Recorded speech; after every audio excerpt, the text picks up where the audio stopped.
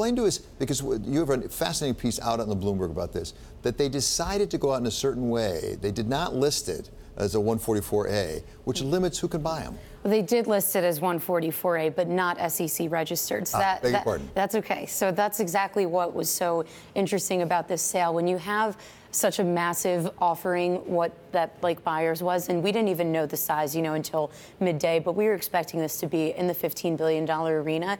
You would think that you're going to try to market this to as many investors as you can and not limit yourself from the get-go. But I think this was really heavily marketed at institutional investors, and insurance companies came out big time to support this deal yesterday.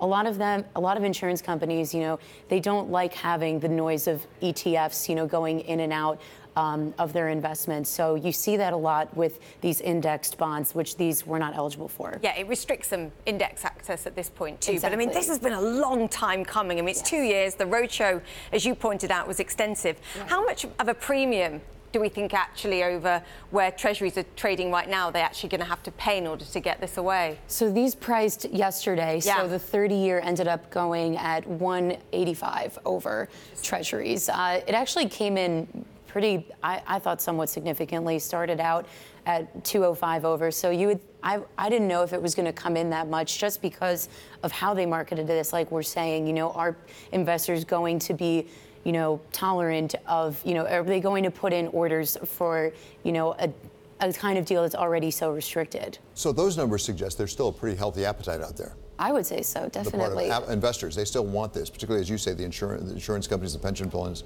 Right, and that's been like a story that we've been looking at all year. Just so what are insurance companies, pension plans, like the lack of longer dated supply. So that's like the 30-year, the 20-year part. Like those did really well yesterday. That's definitely what those kinds of guys, like those are the investments they're looking for.